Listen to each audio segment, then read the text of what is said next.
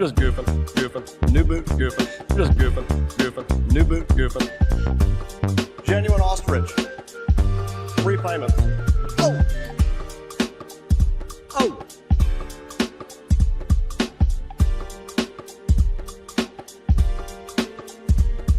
I'm just goofing, goofing, new boot goofing. I'm just goofing, goofing, new boot goofing. Genuine ostrich. 3 payments. Oh!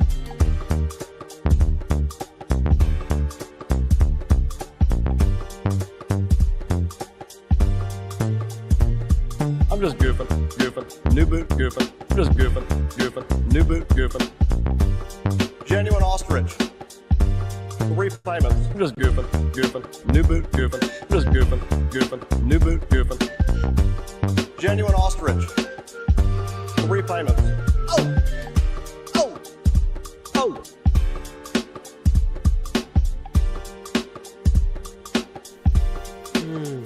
Howdy, howdy, Just everybody. goofing, We're new just boot goofing. goofing. Just goofing, goofing, Just new boot goofing. Genuine Genuine ostrich. ostrich. 3 payments. Oh! Oh! Cheers. Oh! Yeah, I know I'm wearing the green shirt. Or the bluish green shirt. I don't care. I really don't care. Hi! Hi, everybody! Hi! Okay.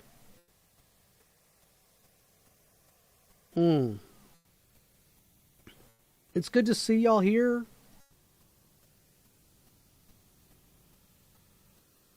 Las Tejas. Show these people some music. Not that loud. Thank you, Las Tejas.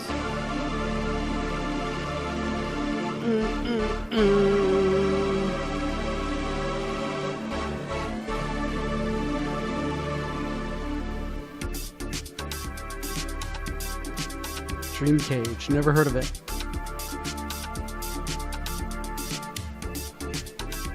So how's everybody doing today on a Tuesday? Everybody doing okay? Let me pull up what we're gonna be working on here.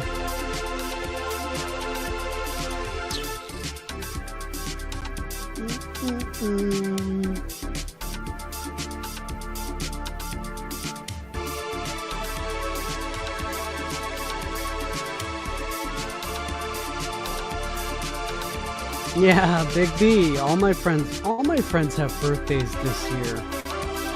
That's so cool.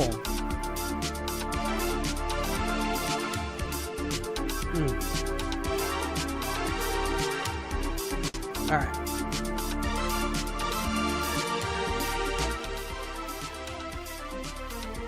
Let's work through our hellos. Let's turn this. Let's pause this real quick. Thank you, LTS, for some background music. I got things set up now.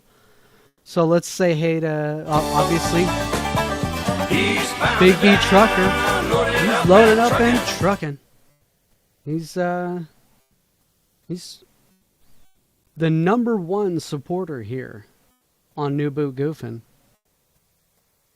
We got our buddy Familiar. Where's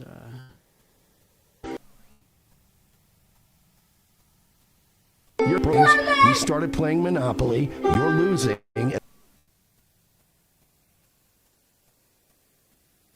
Hello? Hello? That was weird. Do I even have my oh. I don't have my I don't have Zotac Firestorm on. Let me turn on Zotac Firestorm. Yeah, that is the issue.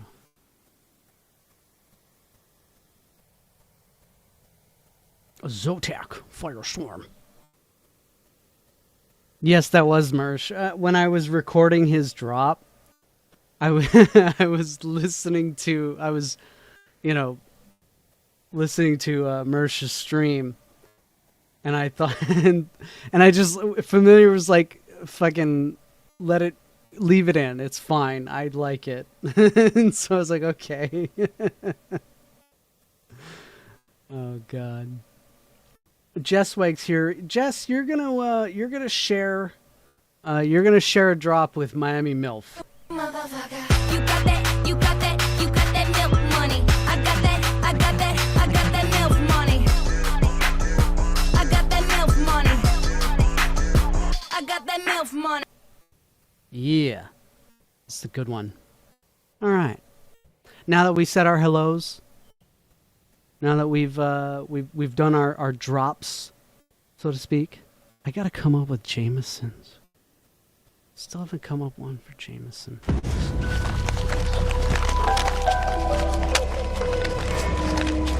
3D printing.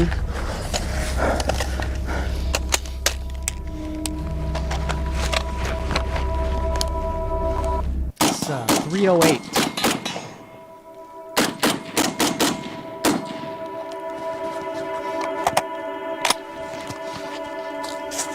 Oh, he's a crazy guy, by the way. Hoffman. Clicky, clicky, click, click, click, click, click, click, click. He's really into this barefoot thing lately. A couple of years now. And he makes his own clothing now. He's like really getting off grid. Even though he's a 3D printing guy. But check this out. That coat that he's wearing, I'm willing to bet he made that coat. And the, yeah, he's grounding. Is that what he's doing? Yeah. And the pants, I'm willing to bet he's made those. I don't think he made those gloves, though. But, like, most of what he wears now, like, he's into textiles and shit, and he's into sewing, and, you know, he's becoming a real Susie. Anyway. Shout out to Susie. She's probably cranking her hog right now. Cramping her hog. Yeah, look at that. So, this guy, what he does is he designed this, oh, you can't see my cursor. Hold on one second. You don't need to see it. Near the buffer tube area, he uses a hose clamp. Because that's always been a, right there, at the buffer tube area has always been a problem for 3D printed lowers. So New Boot Goofin from Jess. Oh, are you a homosexual? You must be, since you're donating to a person online. Let me Red Fresh. Aw, thank you, Jess. She did half of the goal, $10. Best Tuesday ever. Thank you so much, Jess. I appreciate that. Let me double check. So anyway, Hoffman Tactical. Again, thank you very much, Jess. You're very, very nice, very supportive. Half of the goal. Thank you very much. Okay, so Hoffman here, he's the guy that came up with a very interesting safety. It's called Super Safe. It's a super safety. You'll see it in action here. He'll show you. It's a forced reset trigger that you can 3D print.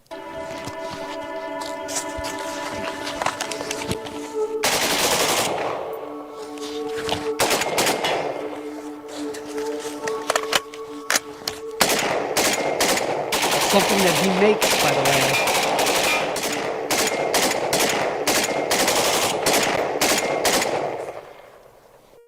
Welcome back to Hoffman Tactical. In today's video, we are talking about the version 3.9 LR. Okay, yeah, so for 100% he made those pants that he's wearing. The shirt obviously is, that's a nozzle right there underneath that star. It's a 3D printing nozzle. And it says 2A on it for Second Amendment.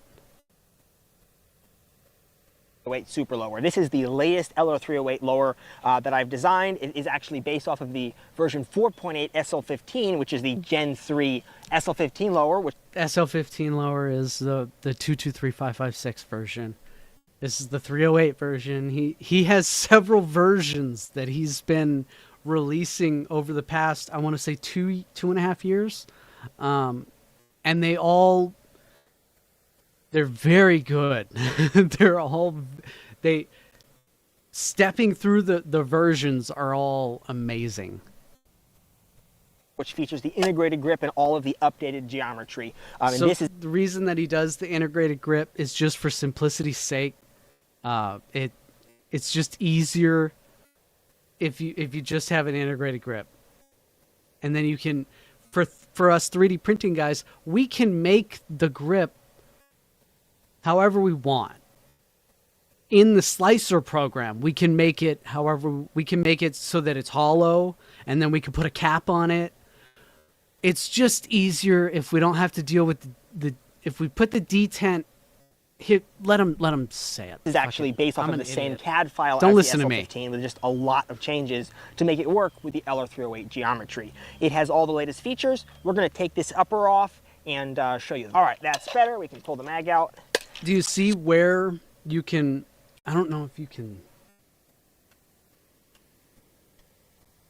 There's that channel hole right there. There you go. There's how you're gonna put that detent in. Anyway, sorry. I know somebody is gonna be like, wait, what? How are you gonna? Don't worry. So we also have a super safety in here, which we'll talk about a little bit later in today's video. That's also quite interesting. It's super safe. Look at that. Look at that. It's right behind the hammer there. That's the safety arm. It's safe. After you dump all of the ammunition. It's really safe. It's super safe. This lower has really all the same features as the SL15. You so it has use the all of your integrated ammunition very quickly, and then you're so safe like afterwards. grip, the set screw, which There's holds nothing's the gonna selector happen switch detent for your selector switch or super safety. It uses a set screw that comes in from the bottom. Of course, it has the integrated. No. It's a crossbar safety, sure. There's safe, fire, and then there's super safe. Trigger guard with the improved ergonomics around it with a higher grip point so that you don't have any finger pressure points. That's all been added just like the SL15. Anyway, he's super autistic about it. Just let him. I've reworked the positions of the right side and left side over here, so it's basically exactly the same feel and ergonomics the as hose the SL15. clamp, too. Your access to your magazine catch and everything's in the same spot. Speaking of magazine catch, I actually reworked some of the internals so that you can use an AR-15 magazine catch and you don't really need the extended LR308 magazine catch anymore. So that makes it so that the parts are a little bit easier to find. It works fine with that. The last bolt hold open system, I've moved away from the threaded set screw that was used on the older LR308s and on most commercial LR308s. This now uses the same 1/2 inch 3/32 dowel pin, which comes in from inside the magazine well, and it's tapped out through the hole on. That way you can use your whole lower parts kit, and you don't have to get another fucking piece. On the inside of the fire control group pocket, Thank which is you. exactly the same as the SL15. The only difference is it comes in from the magazine well side instead of the outside, just because of the thickness of the lower. So You see how he has to build up the side, the left side of the weapon with that big bridge. You can't see the fucking. Anyway, with 3D printing, you kind of have to make everything bulky in order to fucking work. sourcing parts a bit easier and it's easier to install in my opinion. It's much easier to tap it in and then fiddle with an Allen key. The front takedown pin plates, there will be a metal option. They are actually very similar in design to the older LR308s. You can print these. Because of the way the width. He's kind of cool because he's got like a little mill in his house, which is cool. I love it. I love that he's got a mill and he's got all this cool shit that he can do. This right here, you can print this these two metal pieces here. You don't have to have them. You can print them, and then you can use the heat set inserts.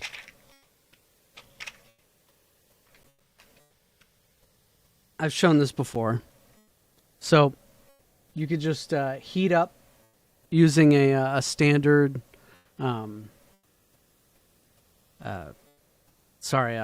fucking soldering iron.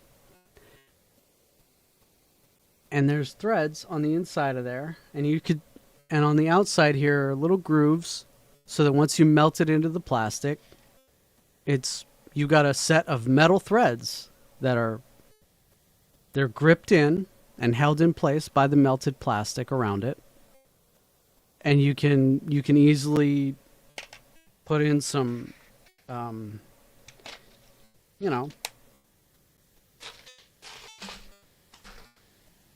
you can build these yourself. LR308s. Without because of a the way CNC the machine. width of the front lug and the width of the lower works out, I can't use the cheek plate method like I did on the SL15. The reason I did that was to make the plates lower cost to machine. So these plates are like 25% more expensive to machine. It's actually not that big of a difference, but it is more, which isn't optimal. It's a little more pricey in the kits, but it works, and they can also be printed in plastic. So there will be a metal option for that, pretty much the same as it's been all the He's way just back to showing the the super lower in design. the super cool is clamp on heavy-duty the screws version, that come through, obviously. and obviously there's This a hole is for the YouTube detent video. for that pin. The fire control group area is exactly the same as the SL15. It's fully super safety compatible. We'll talk about that in a bit. The lever is different, it has to change. The support rib, this is where I spent a lot of time trying to rework the way it blends in here. On an LR308, it's difficult to add enough material while still maintaining good So you go ergonomics. through- And this large buffer extension doesn't make it particularly easy to blend. Don't I worry, ended up we'll getting do- it we'll working do a couple actually more pretty well, shooting. so that this is obviously a super safety, which is easy to access. But even with a conventional selector switch, getting your thumb in here is actually no problem at all. And it's actually easier to access than a lot of commercial billet machined LR308 lowers, I think. Oh, yeah, which is- you got which is the pretty upper? cool, because that support rib is just perfectly blended and as flush as possible. Over on the right-hand side here, it has an exposed hole, so you can select the super safety back and forth. It is not aim by selector compatible though, because I need to keep enough material up here to be strong enough. So it's just like the SL15. You can access the hole, but you can't actually put a rotating selector switch there. So that's a bit of a compromise, same as SL15. The rest of the geometry is very, very similar. There's a little expanded area here for the front takedown pin plates. This is where I put the detent pin, and I had to make it a kind of expanded area and there, like you'll see on. I don't know if he talked about it. Fucking weird face. I know he mentioned that the selector doesn't work. You can also print out a cross bolt safety that will work just fine with the hammer, and it doesn't have to be super safety, possibly getting you in trouble. It could just be a regular safe fire cross bolt safety, which it's not mil spec, it's not how a lot of people train on the AR platform, but you can do it. On some, actually, like mil-spec AR-15 lowers have this for their detent pins over on the right side. I had to do this because I needed to make these walls thinner so that they were flush with the plates. Yeah, Lucas, this doesn't really that way apply the to plates were a us. bit easier to machine. I didn't have to A machine lot a of this special stuff pocket for the that heads he's here. I could showing just make off everything flush, and that made the plates a bit lower cost to machine, which is a Doesn't good apply thing. to you, So maybe that's to why it has me, that little piece since that I'm in I don't usually California. use those, but it's just because I made the walls slimmer. So actually, this lower is quite a bit slimmer than the previous LR308 lowers I've done, and just as strong. So it's just a bit more optimized in that way, which is pretty awesome. So that is really all there is to it. There's not much there. It is. So yeah, Big B. It has been getting people into trouble before January 20th. So there's that. Has been released. It has detailed documentation, assembly video, everything. Finally, first LR308 assembly video. Oh, that's I've done. right. I was It's all going to do available this if you, while we were if you watching, look on the but Odyssey, I was use just Google, watching. Look for Hoffman Tactical. You'll find links to everything you need to find this guy, and it's pretty fun. LR308s are fun, 308 is fun, so go ahead and print yourself one. Let me know what you think.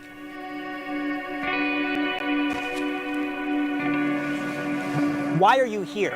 I'm just doing my job. So am I.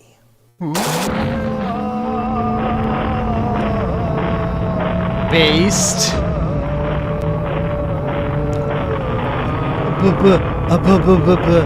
A based. I love how he's got the music in the background. Alright, I need to... Now let's talk about the LR308 Super Safety. So right here, you can see we have the lever. I have a whole video on how this works. Basically, you pull the trigger, weapon fires, the hammer gets pushed back, the lever gets pushed back, rotating the cam, which resets the trigger. The bolt comes forward, hits the lever, which pushes it forward, releasing the trigger, allowing the weapon to fire again. Look at the video on very the subject safe, to see exactly super now, on the safe. AR-15, this is an LR308 bolt carrier group, but on an AR bolt carrier group, which is what the original Super Safety was designed for, this surface is your hammer cam surface. This little point right here is what pushes the lever rearward, and then this point here pushes the lever back forwards. Now, this surface here is about 80 thousandths lower than this surface. What that means is that when the bolt comes to the rear, this Jesus surface Christ. here can come back, You know, push the lever all the way to the rear. I talk shit. I try not to talk shit on Eugene Stoner. But man, it probably would have been a little bit more of a durable, dependable weapon had the tolerances been a little bit more expanded. Much like the communist AK-47, his competitor, if the tolerances weren't so fucking minuscule, he probably would have had a way more dependable rifle when it was, when it was having issues in Vietnam. And then it can just slide back I don't over know, the lever call like me this without crazy. interfering with it, and then when it comes back forward, because this surface is so much lower, it'll hit the lever no problem and flip it forward. The LR308 is a little bit less optimized. These surfaces are basically at the same height for practical purposes. I think this is like 3 thousandths lower than this surface, so it's not enough to work with. So it makes it difficult to have the bolt push the lever back forward and have this surface ride over the lever in the rear and not interfere with it. Maybe because the 308 AR-15 was not designed to be full auto. I don't know, maybe. Just throwing that one out there, Hoffman. Whatever. Basically, if you want it to catch here, it will interfere here because there's not enough clearance. So I had to come up with a solution for this. I've played with things in the past, like the top of the lever bending, but it's never worked very well. So what I did here is kind of a hybrid system, and I'm going to show you a lever. All right, so right here you can see we have the lever, and the top of it is actually split. It bends down, the cut bends around the corner here, and has a little, basically it's a little flexure right here. He's using the material science to create a spring, a compliant spring within this trip bar.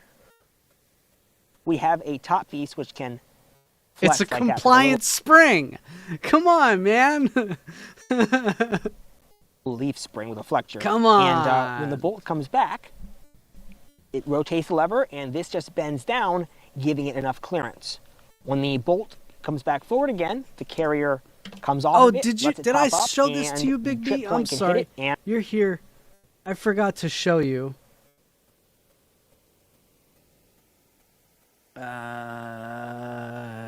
Sorry, everybody. Just hold on.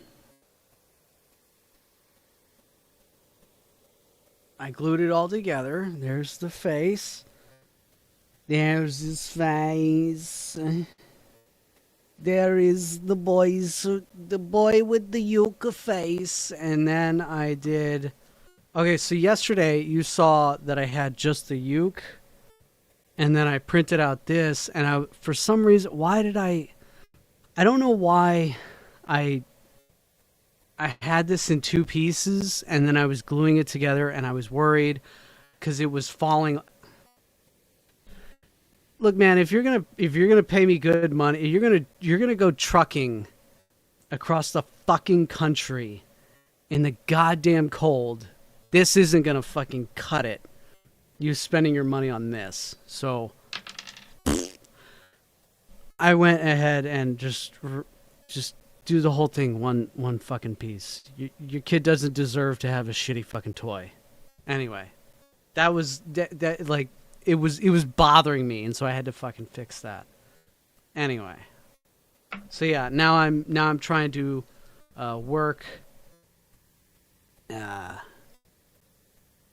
the tolerance. Hey, what? Funny enough, I was talking about tolerances, but yeah, the tolerance here of this of the hand grabbing the ukulele. I need to, need to fucking fix it. And then, I wanted to ask you about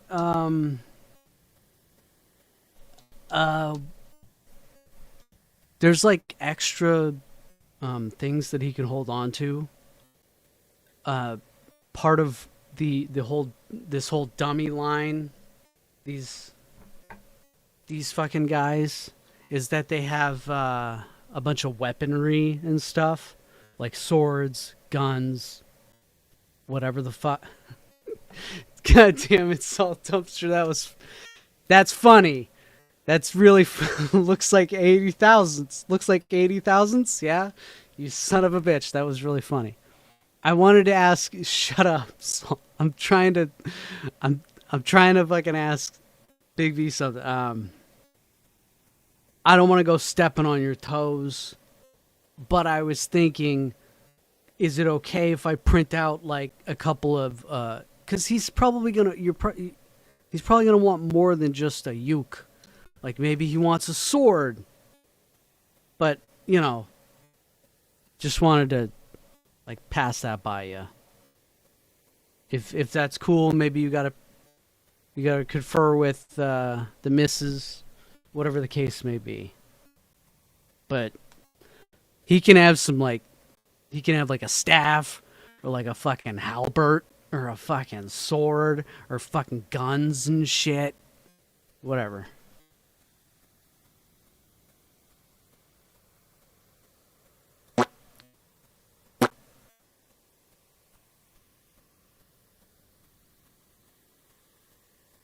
Oh, okay, cool. Yeah. I don't want to go stepping on it. I don't go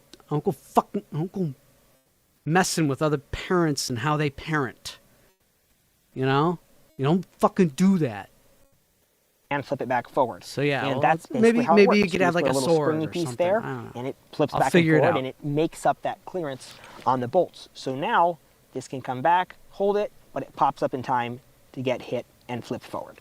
So it's really actually quite simple. It's just a little bit of movement which is necessary for this to function on the LR308. So I'm using PLA to print these levers out, and they're actually working pretty good. So far we have like 140 rounds through this one, and it's working fine. It's probably going to wear out at some point. PLA is, this is PLA Pro. It's probably not the best filament for the job, but it's springy enough and stiff enough that it does work. There are better options, and this could probably be wire EDM'd in some sort of a spring steel with some slight changes to geometry and last indefinitely. He'll be playing it probably with this hand. A little bit trickier to make strong than the previous lever, but it's working. So that's awesome. I will be releasing this as well, and keep an eye on that as a super safety supplement for all of you guys who find one.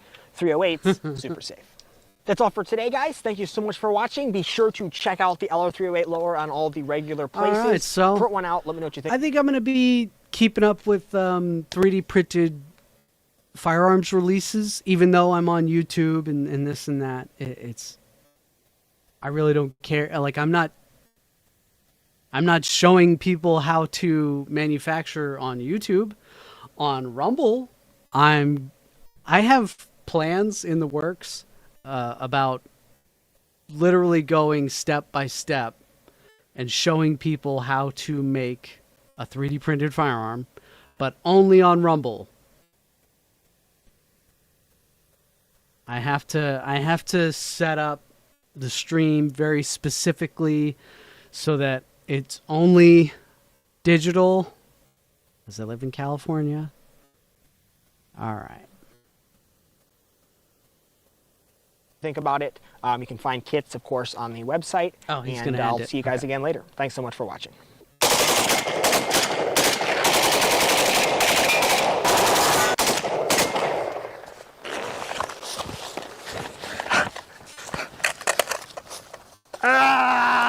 Oh, he was From filming and it pedals. didn't look good. Damn it. Oh, do you guys remember this guy? The guy who made the, like 8 years ago, he did this music box thing. His most popular video. It was the Marble Machine. You remember this?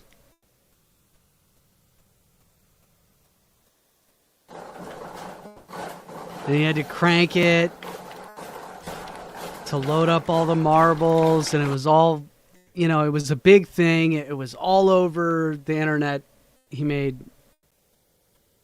260 million views as, oh, you can't, I have it zoomed in so you can't see it. 260 million views 8 years ago. Remember? Everybody remembers this. And it wasn't very efficient.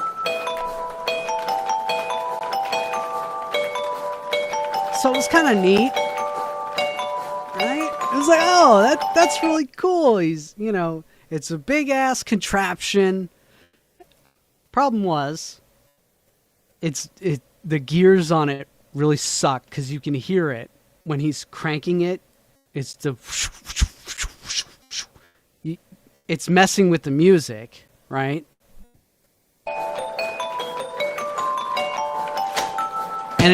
And because he has to,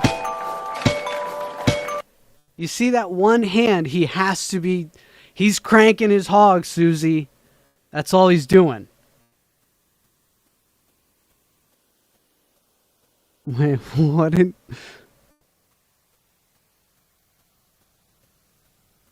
Hands with, you want middle finger hands? Is that what you're saying? I mean, I actually have the model. I can make it. I don't know. I didn't think it was like fitting to give this to your kid. Hey, Arden, what's up, man? How you doing, man? So anyway, what was I saying about this guy? Oh yeah. So he did this 8 years ago, and it was a big hit, and that's cool. He released this video the other day. And I was like, "Oh, that's interesting." As soon as I saw it, as soon as I saw the first frame, I was like, "Hey, that's 3D printed." This guy got himself a 3D printer. This is cool. All right.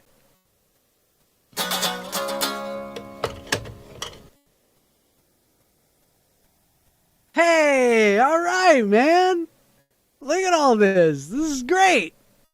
All of this is 3D print. Like everything that you see here that's not the particle board or whatever the fuck.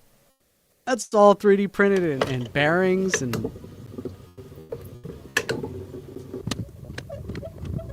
And look what he's doing there. That works perfectly. He's setting it up so that it's pedals now instead of a hand crank, and he's using gears. Fucking love this. I'm sorry. The autism on this just it blew me away, and I was like, yeah, 3D printing, you know. And so I was a big nerd. So now I'm gonna work my way up to the green area. And look, he even tested out Slow. if you look at that's a drumstick, that's hilarious. But if you look at what's holding the drumstick, is another 3D printed part. Slowly.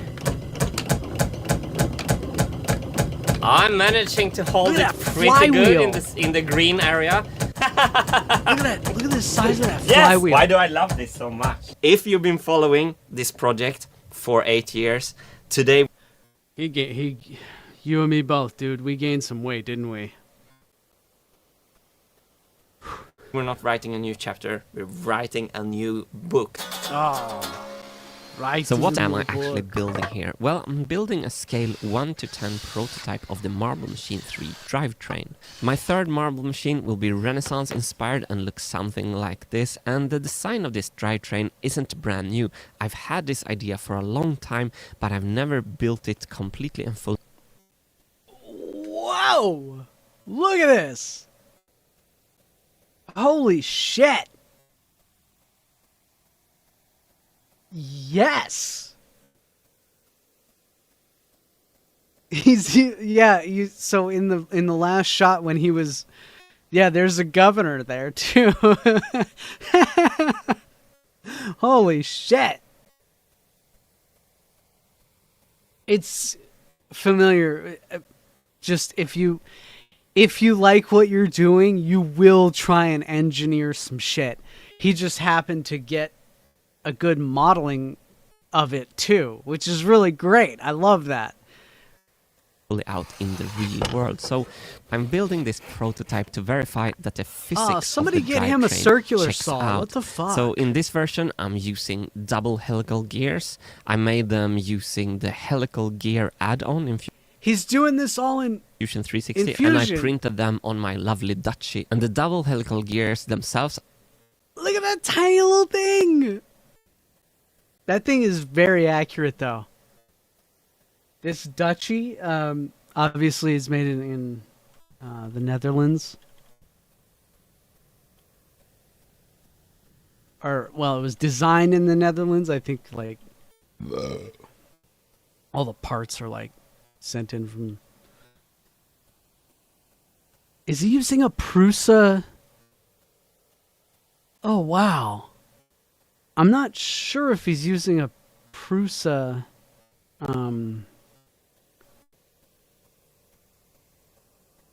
probably not. Are amazing. I love to work with those, but it's actually not the gears themselves that creates the magic. I thought he was using a of this Prusa drivetrain. extruder. It's how we put it all together. Magic, you say? So what is this magic you're talking about? Well, basically the problem is that a human power input is very uneven. So I want to build a mechanical drivetrain that takes my uneven input power and produces an even output regulates power it. and spins a shaft at a constant RPM.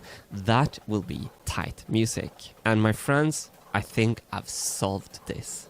I think what we're looking at here is the solution, actually. When the prototype is done, I'm going to test how And look, well it he's works. using, We're going to start with assembling this shaft. Oh, I'm that's cutting the so shaft to length, and here's all the parts that goes on this first shaft. Helical gears are known to be super efficient and very silent, which is exactly what I need for the marble machine. If you use a single helical gear, you have a sideways push that you need to design for.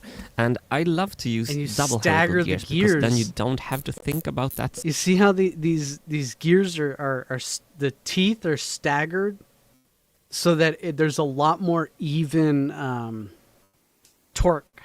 There's no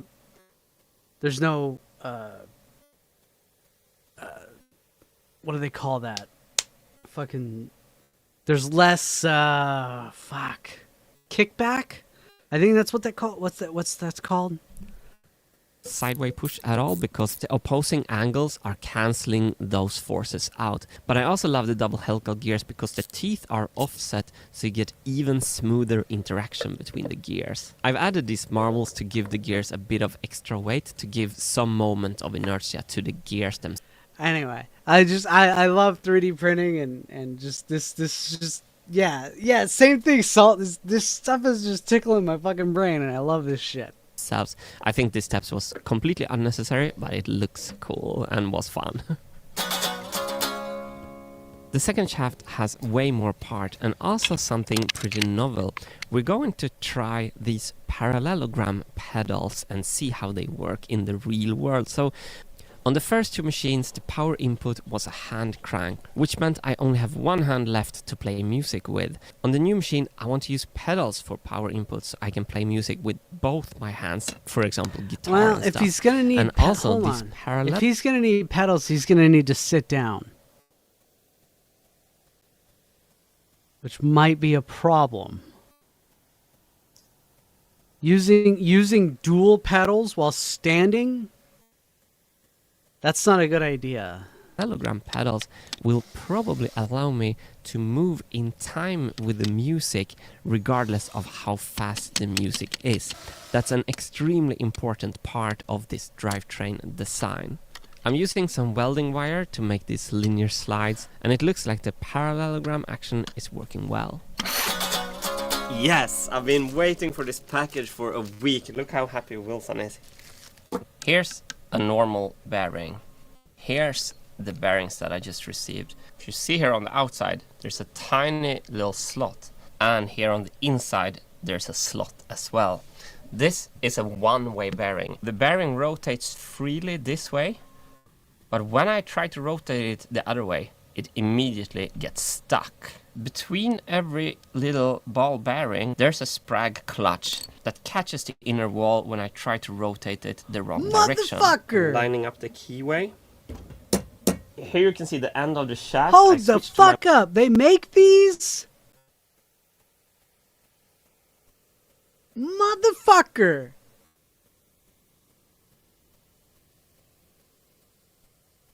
This is a one-way bearing. The bearing rotates freely this way, but when I try to rotate it the other way, it immediately gets stuck. Between every little ball bearing, there's a sprag clutch that catches the inner wall when I try to rotate it the wrong direction. I'm lining up the keyway.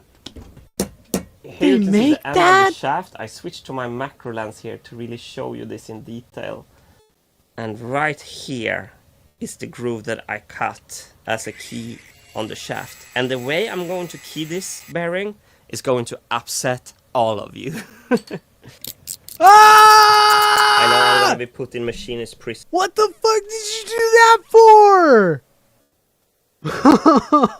Well, he was right. Oh my god. For this.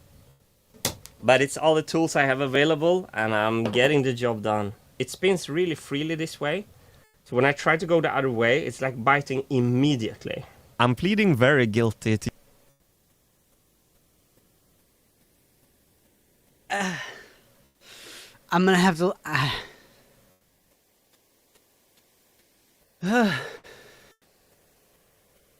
I'm gonna have to let that one go. Oh my god. We're gonna have to let that... I'm gonna have to let that one go. Alright. We need... We need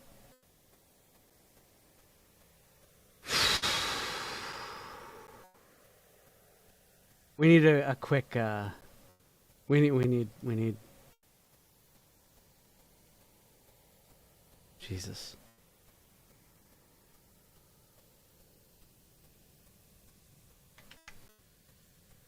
Hamburger, cheeseburger, cheeseburger, cheeseburger, cheeseburger, cheeseburger, hamburger, cheeseburger, hamburger, cheeseburger, cheeseburger, cheeseburger, cheeseburger, cheeseburger, hamburger, cheeseburger, hamburger, cheeseburger, cheeseburger, cheeseburger, cheeseburger, cheeseburger. Just get it out of our system. Hamburger, cheeseburger, cheeseburger, cheeseburger, cheeseburger, cheeseburger, hamburger, cheeseburger, hamburger, cheeseburger, cheeseburger, cheeseburger, cheeseburger, cheeseburger, hamburger, cheeseburger, hamburger, cheeseburger, cheeseburger, cheeseburger, cheeseburger, cheeseburger, hamburger, cheeseburger, hamburger, cheeseburger, cheeseburger, cheeseburger, cheeseburger, cheeseburger, hamburger, cheeseburger, hamburger, cheeseburger, cheeseburger, cheeseburger, cheeseburger, cheeseburger, hamburger, cheeseburger, hamburger, cheeseburger, cheeseburger, cheeseburger, cheeseburger, cheeseburger, Shake it out.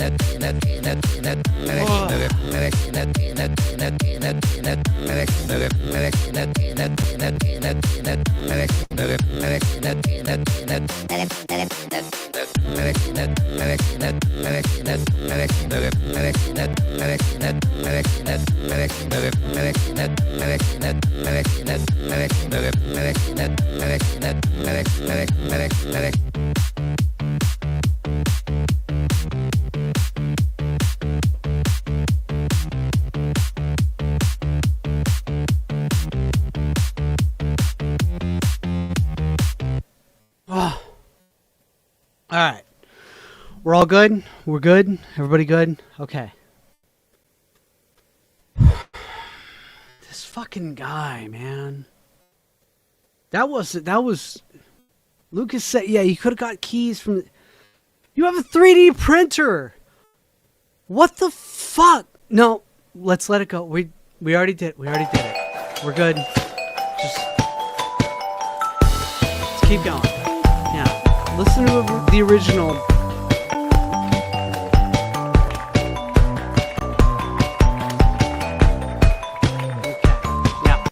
That's the original. Okay. All right. We're good. Using a screw as a keyway, Your Honor, but however, I'm trying to redeem myself here by cutting a flat spot to the most important wheel of the entire drivetrain. This here is the sprocket that will lift the weight of the Huygens drive. I did this half moon shape, and then the half moon shape of the flat spot that I cut on the shaft goes together perfectly. I'm hoping you can take this keying into account and shorten my verdict a little bit, please. I wonder if people are nice in machinists. You know what? Probably the humor is a bit tiresome. One-way bearing, one way, and normal. Just and did it normal. again. And they're all beautifully keyed with screws. So here's the back side of the pedals. And now this shaft is going to pass through all of those. Yes. Fucking dingus, dude. That was some real dingus shit. So when I push dude. down here, this bearing is grabbing the shaft, giving the gear power. When I push again, it happens again. To make the gears run smooth, it's very important that the distance between the gears is correct. This is called depthing. And on this prototype, I solved this problem very simply. I made these slots in the bearing housings, which means I can put a screw in the middle of the slot, and then I can just slide the whole gear back and forth. And when I'm happy with how the gears are interacting with each other, I can fasten the screws and the depthing is good. I'm going to add another shaft down here, and then I'm going to make a makeshift flywheel out of some planks. First of all, I'm gonna cut all these four to the same length. Now, I wasn't really into anything else other than the fact that he was doing helical gears, and he was using. Oh look, here's this weight system that he was working on. I'm more of it commenting more so on the 3D printing side, and the fucking and the way he keyed those fucking bearings. You fucking dickhead, dude. That anyway, I didn't really have to. Oh, and he also made the governor. what? I'm very happy about this. And the way he did this. Part after part is just working the way I intended them to first try, and putting all this together, I have such a great feeling. If you know me, I'm not much for being hyperbolic, but I think this is the best thing I've ever made. I can just taste victory right here. Making a fucking governor for this is just like, you know, that's just really cool. Oh, I'm sorry, Jameson.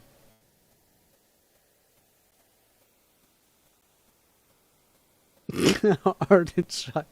What is a shaft key but a screw redesign? Great. You make me want to fucking. Now it's rising. All right. Anyway, all I wanted to do was really just comment on the 3D printing. I thought it was really cool that a lot of makers, you know, this guy's an original, you know, he made everything about that. It was all pressed particle board and shit, and wood. You know, he's more of a carpenter, but 3D printing can. I mean, oh Lord, the amount of carpentry tools I find in the 3D printing, like on printables.com or on Cults or on even just Thingiverse. Oh Lord, finding a center on, you know, whatever the fuck piece of wood is easy as hell now. All right. Next vidya. Okay, we're going to Grenade launchers. One of my favorite. Hey guys, thanks for tuning in to another video on Forgotten. Hi, Gun Jesus. Ian McCollum. Gun Jesus. Oh, Gun Jesus. MountainWeapons.com. I'm Ian McCollum, and He's I'm here Gun today Jesus. in Thun, Switzerland, visiting B&T, and we are taking a look He's today. in the B&T room. Look at all the guns behind him.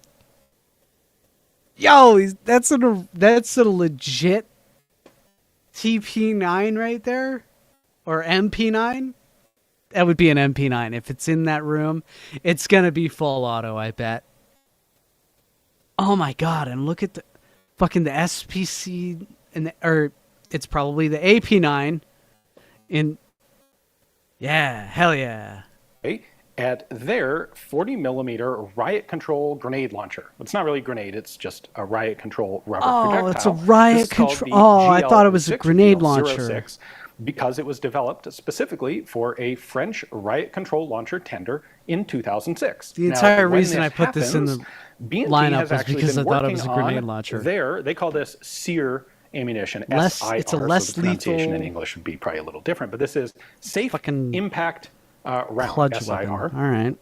And it is essentially a rubber projectile, soft rubber projectile on a hard rubber base in a ouchie rounds. Yeah, I know ouchie rounds. Plastic case, propelled by a blank cartridge. So we'll take a closer look at this in a minute. But the idea was it would be a very low-cost, reusable, and safely non-lethal projectile to use in this sort of launcher. However, despite the fact that they'd been working on the ammunition, when this tender was released by the French, B&T didn't actually have a launcher available.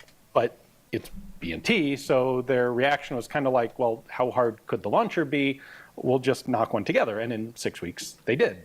And it was this. So it is a single-shot 40mm rifled barrel. They took the stock off of, well, they had this stock design already around as a component part for MP5s or the APC-9 PCC. It's a standard. And then standard the fire stock. control mechanism, definitely the hardest, the most complicated part.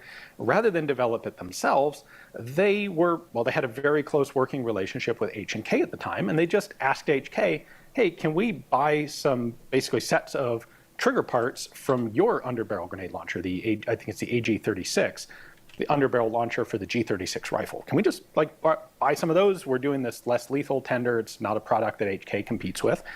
And HK said, yeah, that's fine, and sold them some parts. They assemble the thing together. The design concept is primarily that it has to be extremely easy to use. The French want a very simple training regimen. They want this to be totally idiot-proof. So there is no extractor in the gun. You open it up. This plastic case doesn't really expand when it fires, so the cases just drop out. It's a single finger push to open the barrel. There was no manual safety on the gun. It was just a heavy double-action trigger pull. It doesn't have to be a modular unit. It wasn't intended to be mounted also under a rifle, so it's just a standalone launcher. Very simple. They put some plastic iron sights on it, as well as Picatinny rail for an optic, and that's pretty much the design. They send it off to the French, and lo and behold, they win the tender. So let's go ahead and take a closer look at this, and then I'll talk about the whoopsie with the ammunition and the future development of the system. I'm pulling up something here's the basic different. launcher. You have a rail on top for an optic like this. There's also a tri-rail down here for whatever else you want to put on it. My issue is that even though it says it's a purpose-built for less lethal, it may not handle the same high-low cartridges, the same, In the U.S., powder at least, charge. these are generally shipped with an optic and also with a vertical front grip. That's a popular element. Anyway, controls on it are very simple. There's one big ambidextrous button here. Push that forward, and it pops the barrel open like that. You can then take your cartridge, drop it in, close, and then you have a heavy double-action trigger pull. Now, the one element that did change after this gun was adopted by the French is that they asked for a manual safety. So B&T kind of kludged in this crossbolt safety as an afterthought because it wasn't actually requested, wasn't on the original submission. So with that in the fire position, once you have your round loaded, you just have a heavy double-action trigger pull to fire the round, and then pop it back open, pull the cartridge out, and reload. It's kind of cool that we actually have a cutaway example here as well. Yeah, that's pretty so neat. You can see how the trigger mechanism is working. So thanks to these cutaways and stuff like that, there's something really cool that I wanted to show you. These guys, I don't know why they did this, but we over in our 3D printing realm, we're hold on, let me pull it up.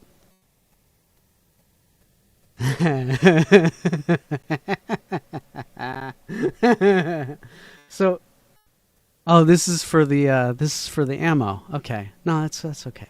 So we started getting a hold of technical data specs stuff, and we started designing our own. We some really cool stuff, guys. Really neat. Really cool stuff. This is the Are We Cool Yet Thump and Grind. This one's really cool. This one's fun. This is a 37mm launcher. Okay, not a 40mm. So it's a signaling device. Okay. So don't think about printing out your own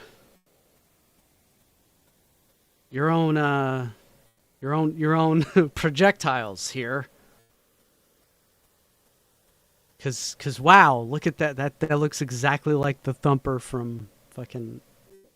But yeah, you know. So there's some cool. Oh wow, look at that one. It's a pump action one. Like a China Lake. Isn't that cool? Here, I want to show you something else that's really cool. Lost Tejas. Start up something. There we go. Yeah. Ba-da-na, ba-da-na. Da-da-da. This is gonna be my creepy music for showing you some cool shit. Yeah, look at that. Oh my goodness.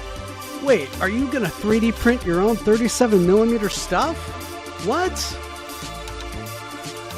What? Why would you do this? I wonder what you can put in these signaling devices. Oh my god. A fuse? What? What's a fuse channel? What's that?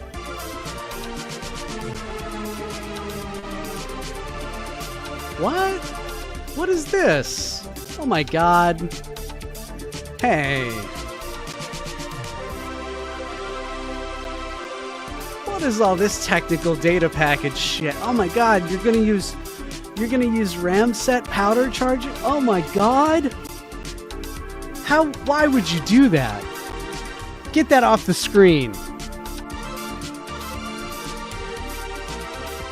That's horrible. That's just downright wrong.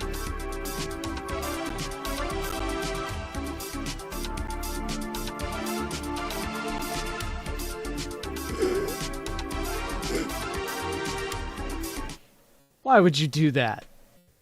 My god. All right. Thanks, Gun Jesus. We're gonna skip this one. Oh. So, this is an interesting fucking thing called the multiple kill vehicle. Thanks, Skunkworks and other fucking massively funded fucking psychopaths with nothing but time and weaponry to produce. It's called the multiple kill vehicle. It's neat as hell, but it's fucking ugh.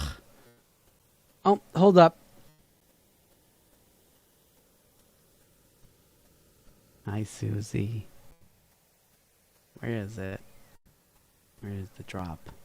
It's right here. Hold on. Hi, Susie.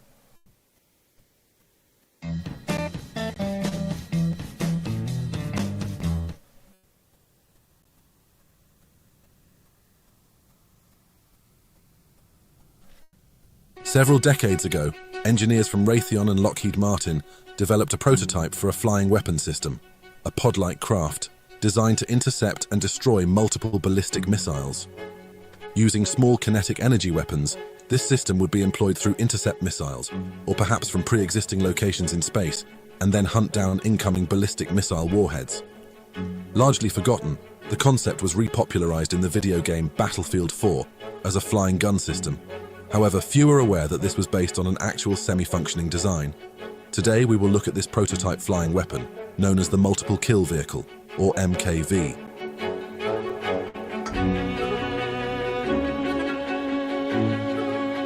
Since the introduction of ballistic missiles, both the United States and the Soviet Union have rushed to produce defense systems to counter these threats. Known as anti-ballistic missile, or ABM systems, these defense methods become a crucial component of military doctrine and geopolitics. The deployment of the German V-2 marked the first recognition of the missile threat. Traveling at multiple times the speed of sound and dropping from incredible heights, these missiles were untouchable. Bell Labs led the first attempt to develop a defense during the war, but it noted that no Allied country had the technology to counter the V-2. After the war's end, in 1946 another attempt was made known as Operation Wizard. The goal was once again to create a system capable of intercepting a V-2 or V-2-like rocket. Interest in such a system oscillated for the next decade, but rapid Soviet advances like Sputnik reoriented priorities. By the late 50s, Bell Labs had produced its first large-scale ABM system known as Nike Zeus. The system would track an incoming target, then fire a missile potentially armed with a 400-kiloton warhead. The system would intercept the incoming missile at a high altitude with the aim of destroying it. The Zeus, although a promising concept based on the Hercules system, lacked the necessary capabilities to effectively counter the increasing number of ICBM warheads in a real-world war. Experts noted that just 4 ICBMs in its vicinity could easily overwhelm and destroy a Zeus base, as the Zeus system could only track one target at a time. Jess, it was your What's birthday? More, incoming warheads could use radar deflectors to great effect against Zeus, blinding it until it had entered a far lower altitude. This is not to mention the serious issue. Alright, this is kind of academically constipated. It was Jess's birthday yesterday. Was it yesterday? Is that what you said? Hold on. Let's turn that bullshit off. Let's put on something cool. Something cool that Jess is gonna like. I'm gonna do some fucking bullshit about some fucking Raytheon weaponry bullshit. Gay.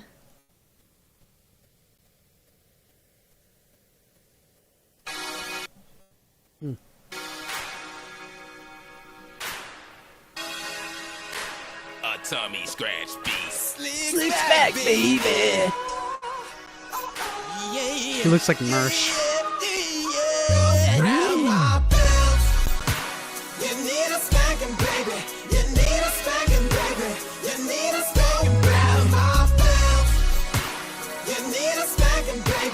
You need those birthday spankings.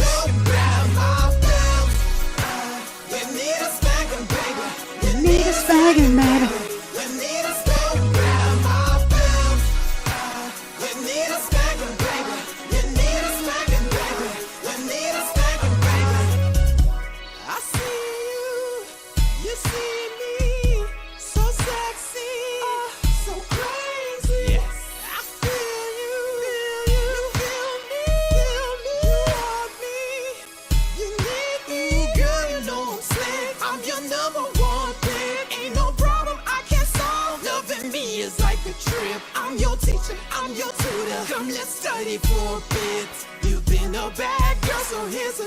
Go grab my belt. You need a spanking, baby.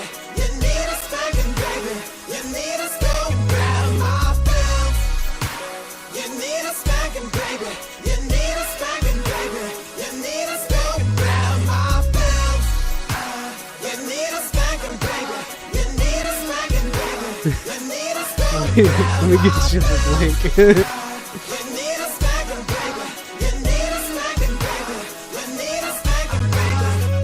You lost for words 'cause you you've been saying.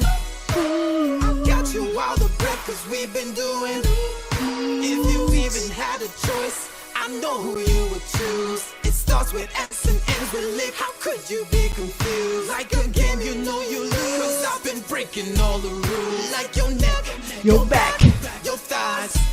Excuse me, I'm so rude. Call me a slick interlude. I'm your magician. Here's a new trick for you. Yeah, my bounce. You need a spanking, baby. You need a spanking, baby. You need a spanking, grab my bounce. You need a spanking, baby. You need a spanking, baby. You need a spanking, grab my bounce. You need a spanking, baby. You need a spanking, baby. You need a spanking, grab my bounce. You need a spanking, baby. You need a spanking, baby. You need a spanking, baby.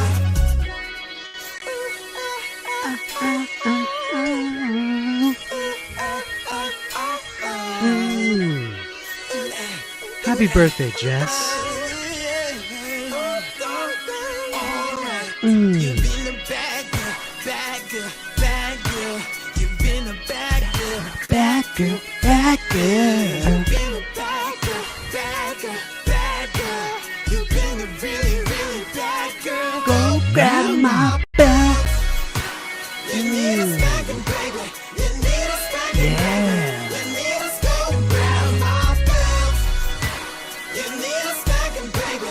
You need a spanking, baby. You need a spanking, grab my belt. You need a spanking, baby. You need a spanking, baby. You need a spanking, grab my belt. You need a spanking, baby. You need a spanking, baby. You need a spanking, baby.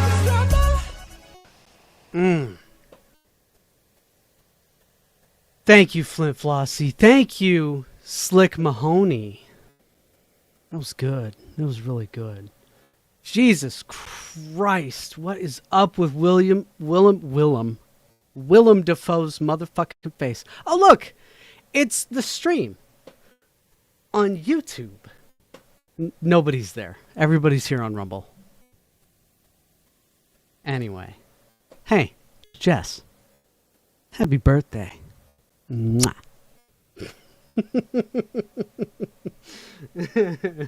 All right.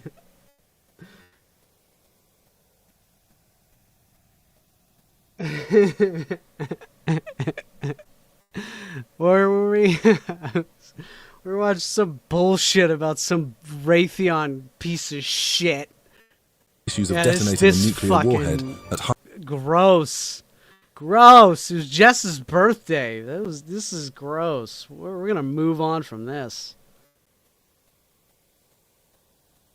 Alright.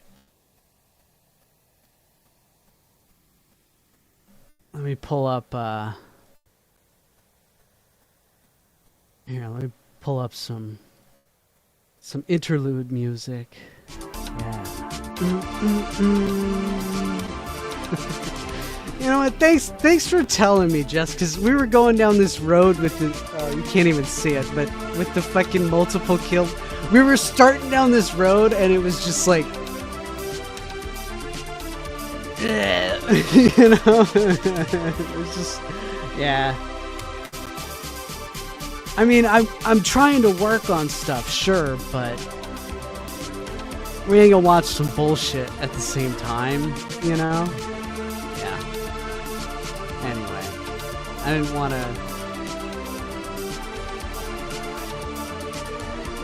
want to make it a slugfest. Gross.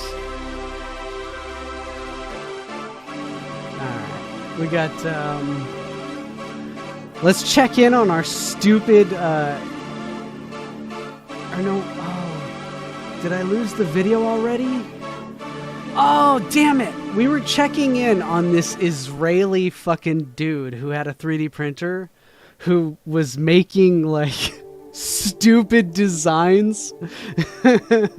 I had the video queued up. Shit. Well, I'll probably revisit it next week then, if I can find it. It's alright. We'll go through our watch later. Yeah.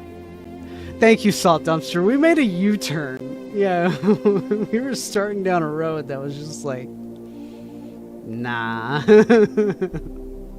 That's not what we're about here.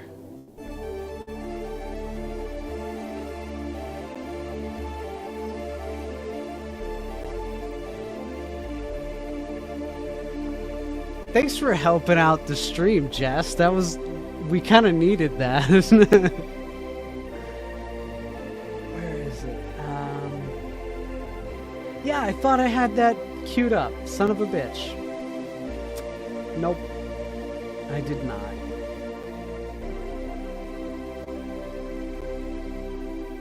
Okay, I got this one. We'll watch this. No, that's I didn't. That's Slick Mahoney again. No, I didn't want Slick Mahoney. You fucking idiot, Goofy.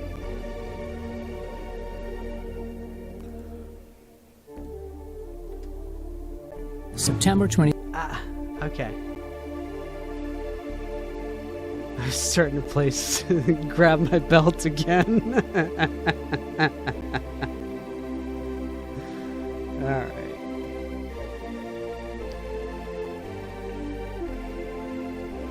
Okay.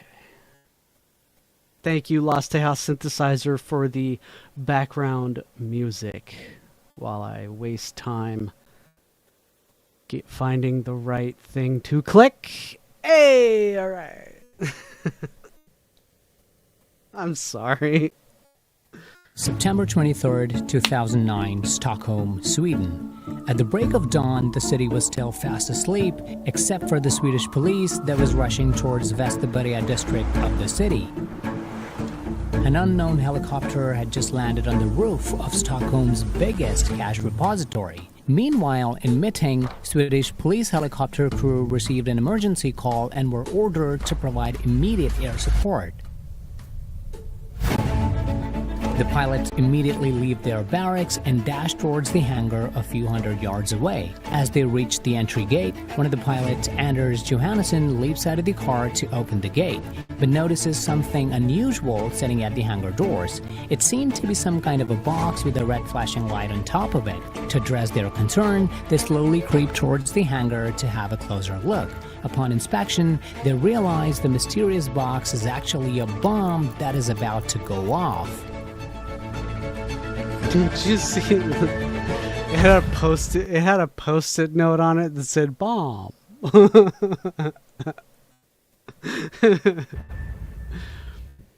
This is Papercut. Papercut is a channel on YouTube that recently started, and they're talking about how 7 men used fake bombs to and a helicopter to rob a city. I love these little documentaries. It does not. It's a fake bomb with very conveniently bomb written on it. However, this fake bomb would be unfolding more devastation than any conventional detonation in the history of Sweden. In the early morning of September 23, 2009, a highly secure building called the G4S Cash Repository was going under its normal night shift operation, and the city would require huge sums of cash flow as it was Friday, and there would be a surge in withdrawals on the weekends. For this reason, the repository was operating at peak capacity with roughly around $150 million stored in hard cash. Few armored trucks waited at the vault basement for the cash to be loaded and supplied around the city in banks, offices, and ATMs. That night, the office was operating under the command of Oskar Lindgren with 22 more staff members. More than half a dozen were working in the office section, while few with Lindgren were in the secure cash counting facility on the 6th floor. The cash counters were working tirelessly, breaking the silence of a peaceful Swedish night. However, at around 5 a.m., the noises from the machine suddenly appeared to be getting louder. The staff assumed it must be the truck starting up for the supply shift. However, their assumptions quickly fell apart as the windows started to vibrate more violently with every passing second.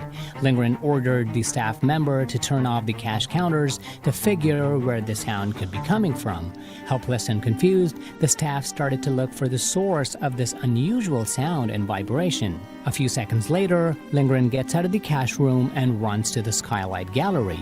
Upon looking up, he gets baffled with what he sees.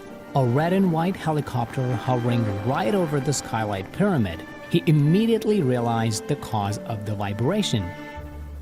This was very shocking to the entire staff because the G4S building did not have any helipad on its rooftop, so there was no logical reason for a helicopter to be hovering so low over a building. Except the reason was way more horrifying than anyone could have guessed. The helicopter was carrying a group of masked men who were about to descend on the G4S building. Their intention? To steal as much cash as possible and fly away into the breaking dawn. And Lindgren, the prime witness of it all, kept wondering how you get yourself a helicopter to steal some cash. Few weeks before the heist, two men meet at the docks of Skeppsholmen Island in Stockholm. Does Few anybody minutes know? later, I've been watching a lot of these documentaries lately, with Spectre, and now with Paper Cut, or Spectator, excuse me, and Paper Cut. Now, they're all using these 3D modeling. What's this software that they're using? Oh, like they're all using this. Is this all just like what has Virgie been using for a video game? He was making his own video game and stuff. It's a game engine. Are they all using just game engine stuff? Third man named Goran They all look the Bojovic same. They're all like these, like nondescript people that they then dress up in this weird 3D animation world. I don't know. Arrives and sits with the other two.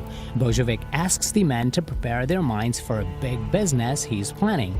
He tells them he knows a place full of cash and the only way in and out is going to be from above.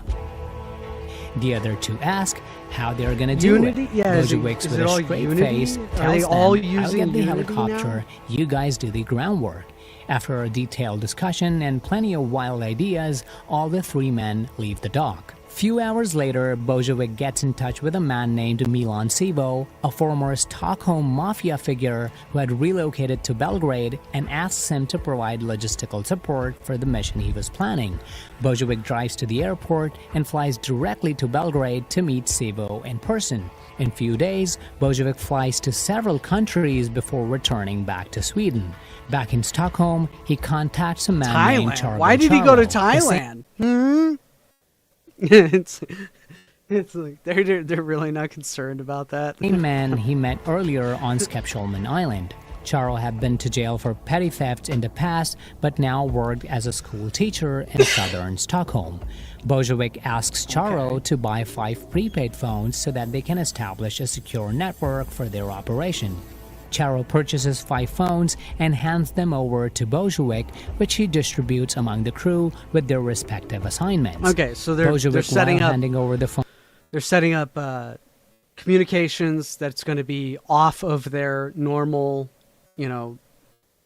if you're going to be planning something and you're going to be doing something illegal, you're going to do some goon shit. Goon platoon assemble, you're going to be goon. You're going to put on your nods and you're going to do some gooning. If you're going to do some stuff, it would be smart to have lines of communication with your other criminal compatriots.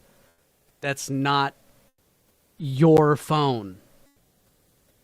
It's not going to be something that can be traced back to you.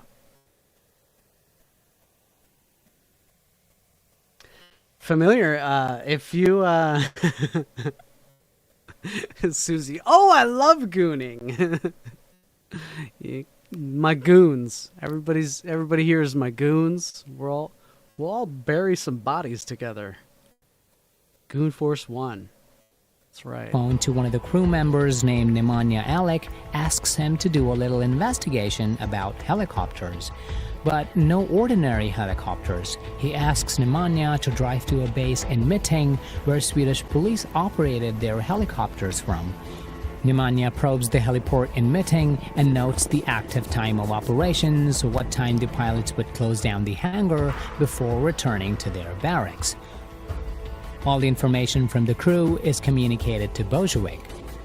Bojovic gets in touch with Sevo again and tells him all the preparations are done and the mission is a go.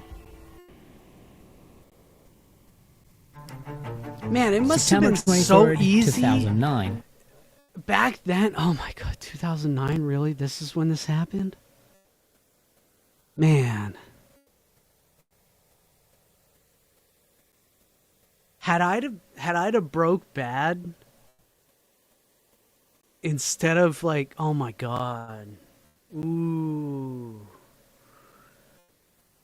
I'd be like a full on like international fucking like there'd probably be a fucking red notice out for me if I'd have known like all of the bullshit security that I could pass up and just fucking even being like an over the top, you know, a stick up man. Even then, that's just, man, I'd have been ruthless. At around 2:30 a.m., Nemanja Alec hides in the woods just outside the heliport and waits for the last flight to land. A few minutes later, the bird lands and pilots shut it down. They lock down the hangar, get in their car, and drive off to their barracks. As the pilots leave, Alec crosses the empty dark road and bolts towards the hangar driveway. He places 2 bombs on either side of hangar doors and runs back towards the exit. Once confirmed the bombs are in place, he contacts Bojovic to update the information. You gotta remember the bombs in place. So that's why he's walking back, because he's like, they're bullshit. They're fake bombs. While 100 miles north Just gonna of Stockholm, stroll on back. 4 masked men break into a commercial hangar in Norrtälje. It's fucking wild. They drag a Bell 206 Jet Ranger helicopter out onto the tarmac, get it off the platform, and start it up. Around 4:43 a.m., the chopper lifts off. During the same time, the Swedish radar surveillance picks up the blip on their radar. At around 5 a.m., the helicopter flies low and slow towards Västerberga district.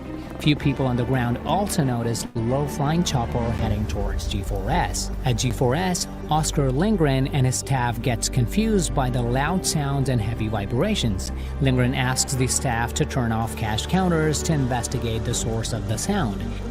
He then leaves the cash room and heads towards the skylight atrium. Moments later, a red and white chopper appears right over the skylight pyramid of G4S complex, illuminating the black and damp roof of the building. At around 5:15 a.m., the pilot skillfully lands the bird between the skylight and the edge of the building. 3 men disembark the chopper. One pulls out the sledgehammer and starts bashing the glass in an attempt to break it. Meanwhile, the other 2 untie 2 20-foot ladder they had brought with them tied to the side of the helicopter. After a few attempts, the glass gives way. 3 men lower the ladder from the broken glass and climb down to the central atrium. Holy Lindgren, shit. in total disbelief, bolts back to the cash room and presses the panic alarm and contacts the head of security. The Swedish police receives the alarm from G4S in Västerberga and dispatches patrol straight to the site. The 3 men blow out the bulletproof glass of the adjacent wall, enter the office, and a few feet away find themselves like this standing even worth it? Like at that point, you're so exposed. Wow. You know, I don't know if I would have done it this way had I have been a criminal piece of shit. it's way more beneficial to try and do things a little bit more subterfuge, a little bit more less witnesses and shit. Why are you? Oh my God! Why are you gonna do this? Like at the cash room's steel door. They break open the wall door and get inside the cash room. The staff members quickly exit the cash room and find their safety in the corner of the floor. The crew cut open state-of-the-art secure padlocks with a buzzsaw and fill the bags with... Hold on. I'm sorry. Skirt! You just said something there that kind of gave me pause there for a second. Let's listen to that one again. Instant replay. The staff members quickly exit the cash room and find their safety in the corner of the floor. Here it is. The crew cut open state-of-the-art secure padlocks with a buzzsaw and...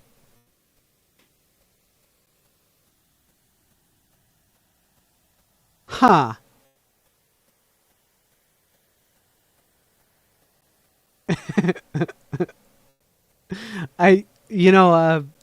Funny you should say that, Jess. I did do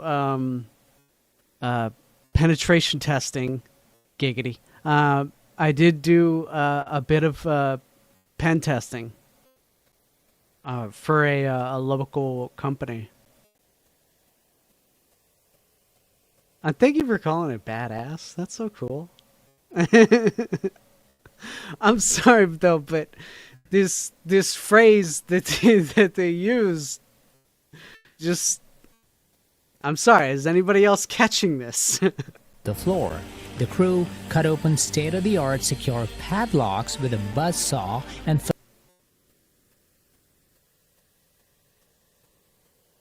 No, they're not. I'm sorry. That's not.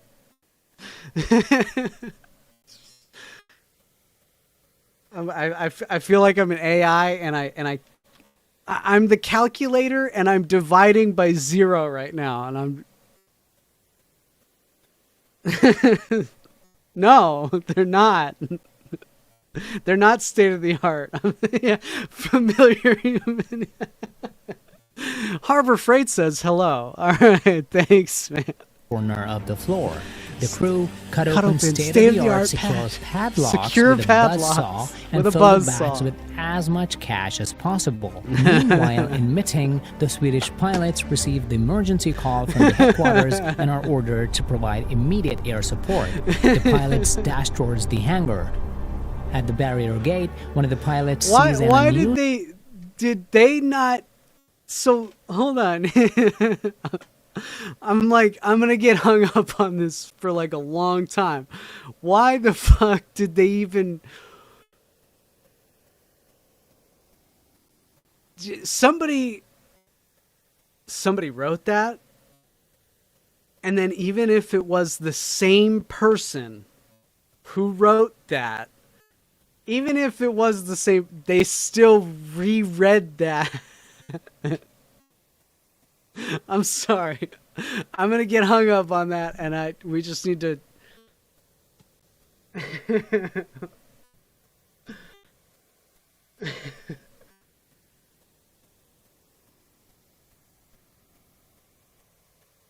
All right. Let's take a break for a second.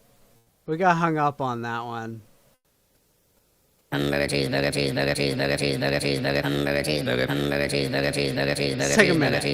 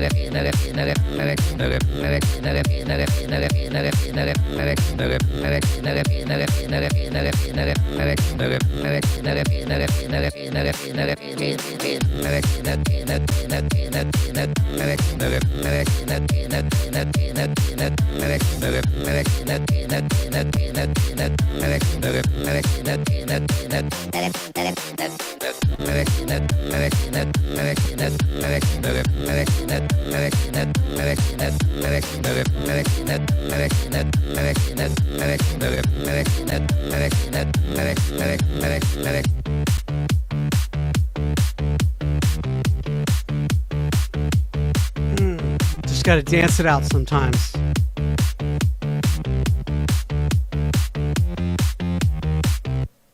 Okay, cool. Okay, we'll get back to it. 7 men, fake bombs, Stockholm. Okay, alright. State-of-the-art secure padlocks. Usual box with red light sitting at the hangar door. On closer inspection, he notifies his co-pilot that it's probably a bomb and they can't risk taking off, so they retreat back to a safe distance, waiting for the bomb squad to arrive. Meanwhile, in Stockholm, the Swedish police find themselves a few blocks away from G4S, stuck on the road. It's because some of the crew members peppered either side of the street with caltrops and spiked chains so that no backup could reach the building from the ground floor, or at least they are delayed by... That's actually really cool. So I remember following Wrangle Star before he was kicked off of YouTube. I don't know if he's still on there. I haven't seen him in my algorithm for a while. But he was one of these guys who was just like, hey, so like, here's the type of ammo to shoot through a blue helmet, and like here's where you would shoot a one of these like, so like, you know those robot dogs that are now being sold openly to the public.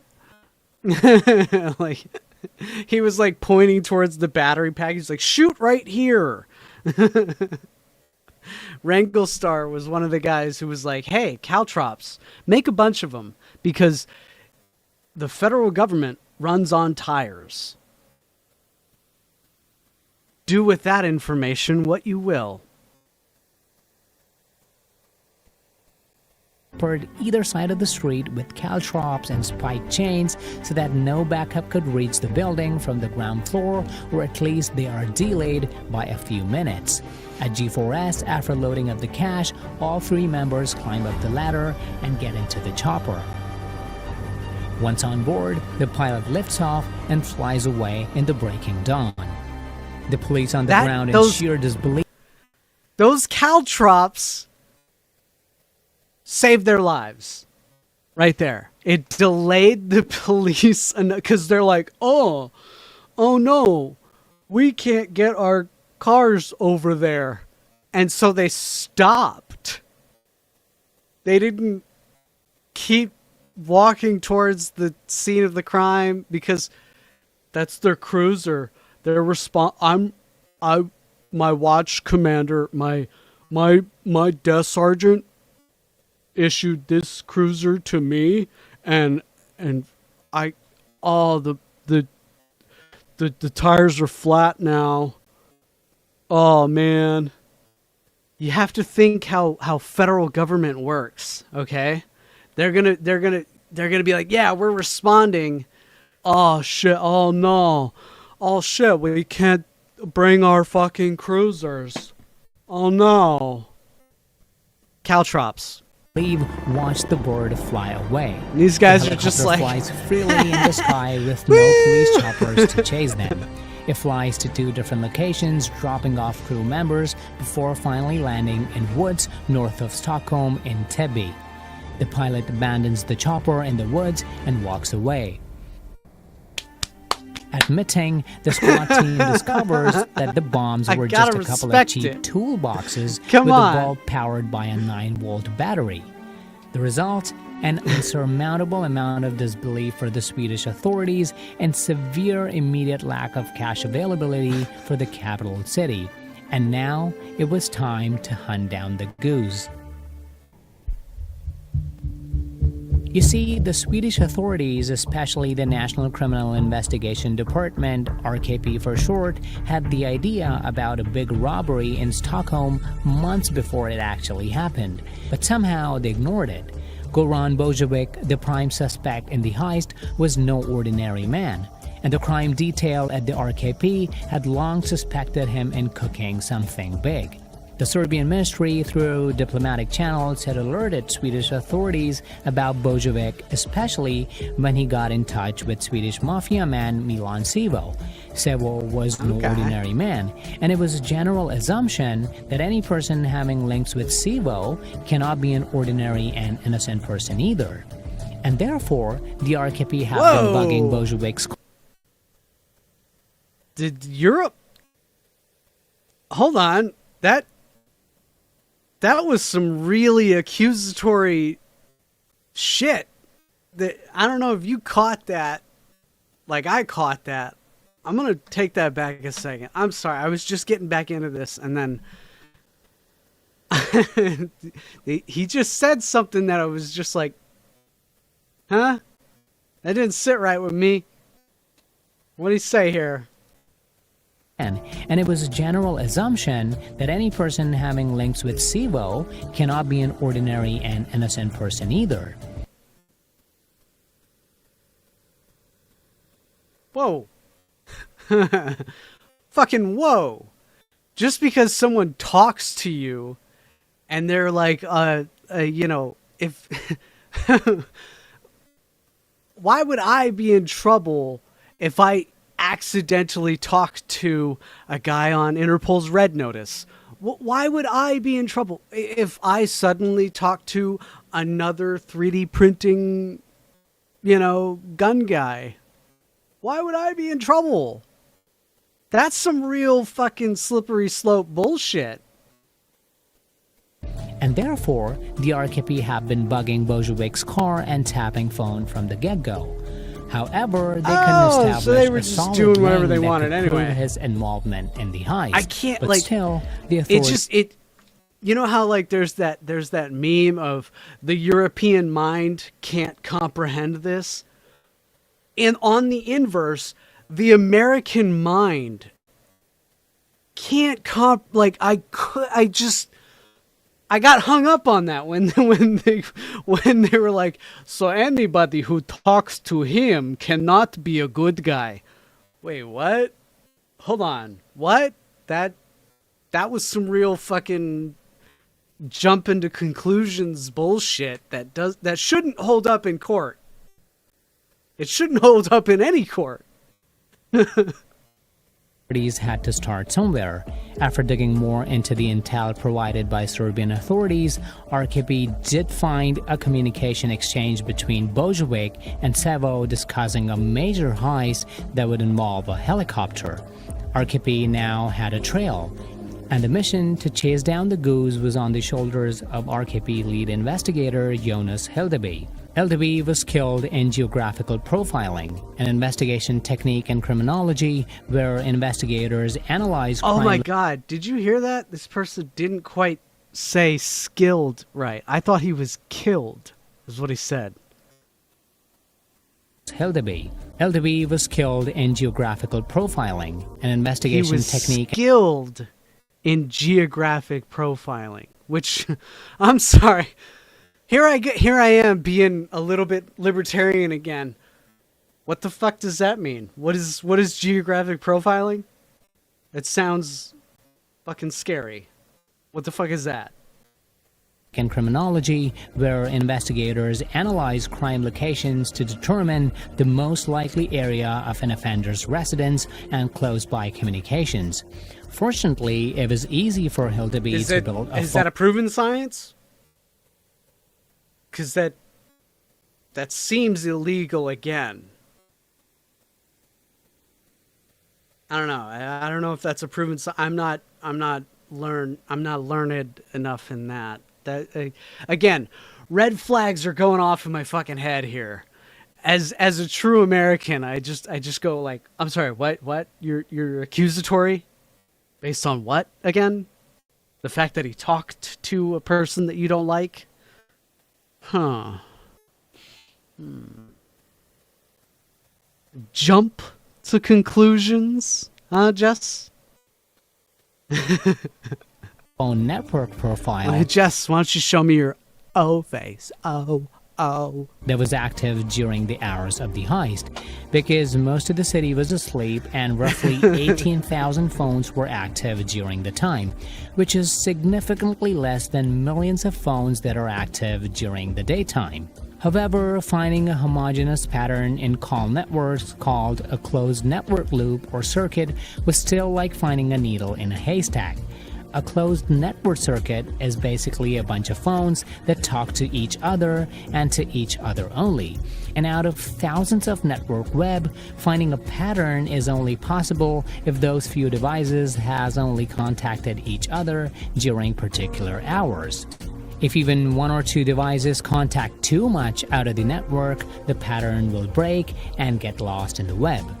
However, fortunately for Hildeby's team, they did manage to find a closed circuit that was operating during the hours of the heist and only communicated to each other. Remember those? That was some, again, with all this telecom shit that they were just doing, and this tracing. Did they get warrants for that? Did they need warrants for that in Europe? I'm really not a big fan of giving up freedom for security. I just don't like that. It skeeves me the fuck out. I'm sorry, just give me a second here.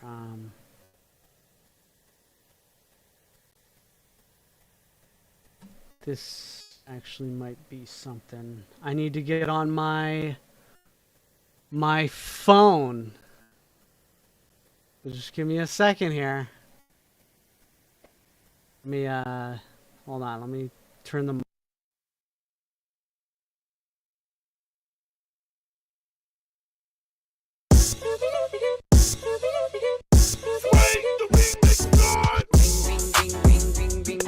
banana phone. Pong ping pong ping pong ping. Banana phone. It's no baloney. It ain't a phony. My cellular, banana phone.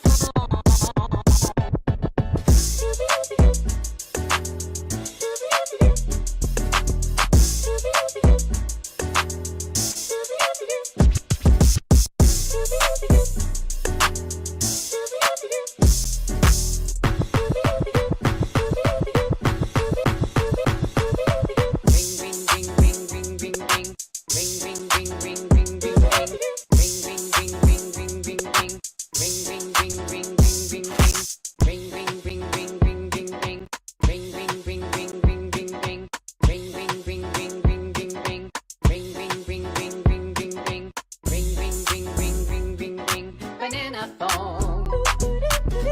Pong ping pong ping pong ping. Banana phone. It's no baloney. It ain't a phony. My cellular, banana phone.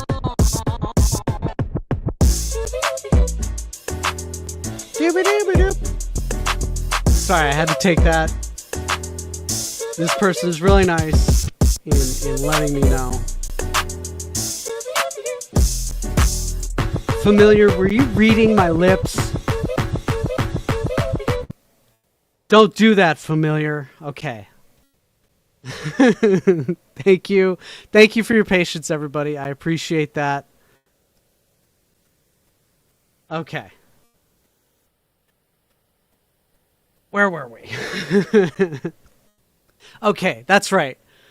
The investigators are using what I consider to be questionable investigative techniques to track down what could be quite possibly what I'm pretty sure are the guys that did this. Like I'm sure that he found the right guys. It's just I have a problem with how he did it and how the investigators did it. But that's just a cultural thing. Apparently, it's okay to just trample on rights in Europe. Bojovic asked Charbel Chabo to buy 5 prepaid phones days before the heist. Whatever. These 5 phones plus other 8 phones created a miniature network. They did the same thing that I have a really big fucking historical problem with, going back. The Marine Corps, like, oh my God, like when Edward Snowden told us about all of this, like, Goofy Boots was born. You know what I mean? Hey, you want to make a grenade launcher? They did this. They created this. But anyway, I really don't like that they're doing this. And were super active on the day of the heist. And after the heist, all went dead, which was the clear indication these could be the devices used in the mission and could lead to the prime suspects. Hillaby's team created a timestamp profiles of the major phones in the network and solved a particular pattern. At 2:55 a.m., phone 1 calls phone 5 from Meeting Police Heliport, where Nemanja Alic reports police chopper's last flight. At 3:13 a.m., phone 2 calls phone 5 from Norrtälje, where the red and white Bell 206 helicopter was stolen from. Between 3 to 4 a.m., phone 8, 11, 12, and 13 contacts phone 5 from Västerberga area, where other crew members laid caltrops and spike chains. At 4:38, phone 2 contacts phone 5 It's again. so And ingenious. is now It's so ingenious to just have a couple caltrops. I mean, for reasons. airborne. At 4:43, phone 3 and 7 calls phone 5 from Canaan Beach, informing the beach is cleared to land and receive the payload. Between 4:43 and 5:02, phone 5 and phone 2 gets in immediate proximity and are airborne. At 5:13 a.m., phone 1 contacts phone 5 again to report fake bombs are in place. At 5:50, phone 2 and 7 make final calls to phone 5, and the rest of the phones go silent. This layer of network gave detailed pictures to Hildeby's team with the exact location and time of their operation. Now, they had to associate these phones with people. You see, phone 2 was active in Norrtälje when the heist helicopter was stolen. So the investigators prepared a list of people who owned personal helicopters in Stockholm and parked them in Norrtälje's commercial hangar. Out of many, a name Alexander Eriksson popped up.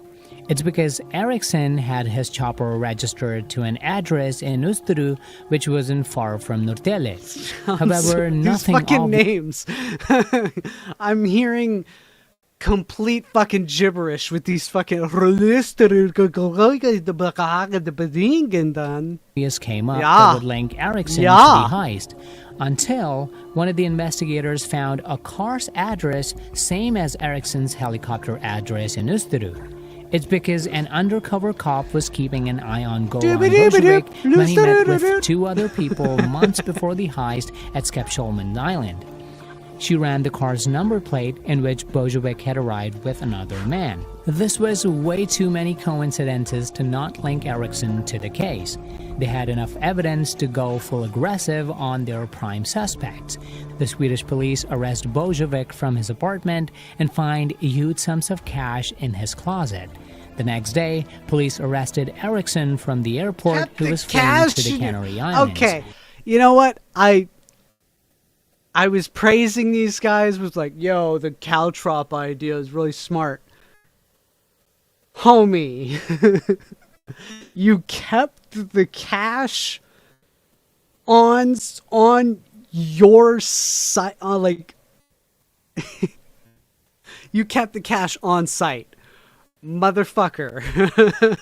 Like, dude, I was praising you for the caltrops. That was a genius idea. Come on, man.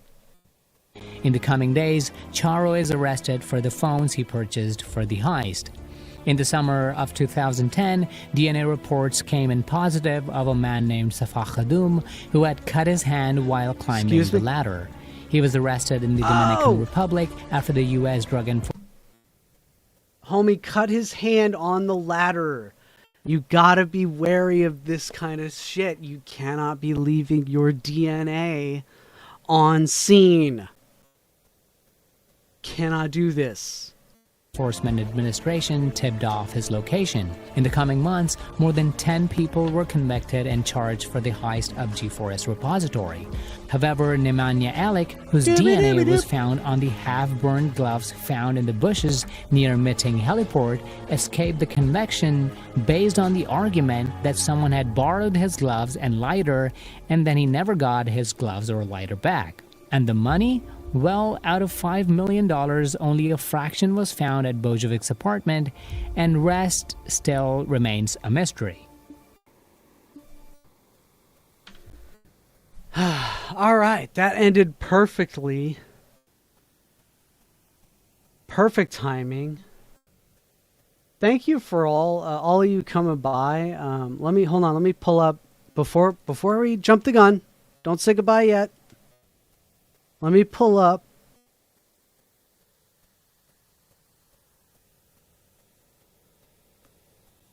See when, yeah, Revenge of the Sis will be going live here. Let me grab the link. Copy that. Okay, so they haven't gone live yet. But I will keep an eye on them. And we are going to... Hold on. We're going to drop it low. We're going to drop it low. Like a discount.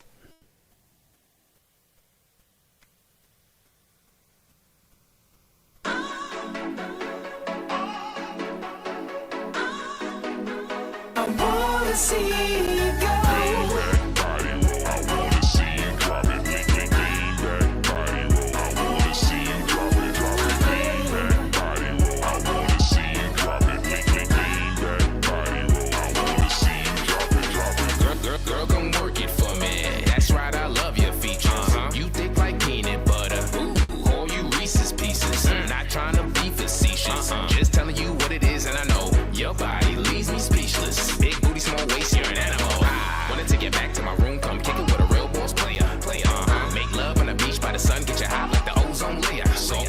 Soft like apple butter. I'm about to scoop you up. So drop it low like a discount. I'm talking 2 for 1. Drop it low. Make that body rock. Fast and moving slow. I wanna see you go. Come drop it low. I wanna see you go. Come drop it low. I wanna see you low like a discount. Come drop it low. Make that body rock. Fast and moving slow. I wanna see you.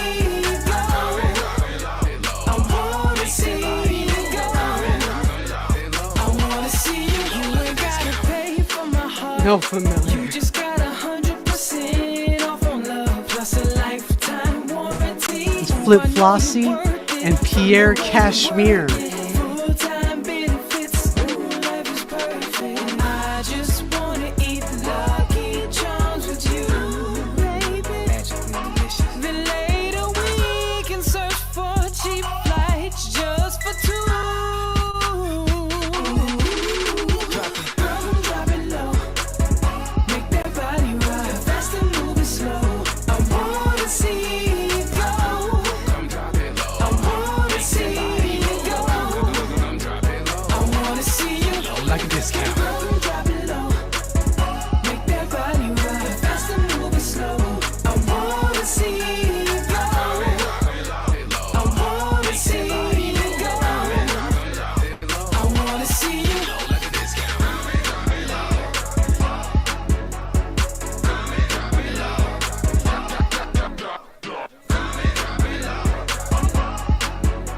Yeah. Happy birthday, Jess. Sexy bitch.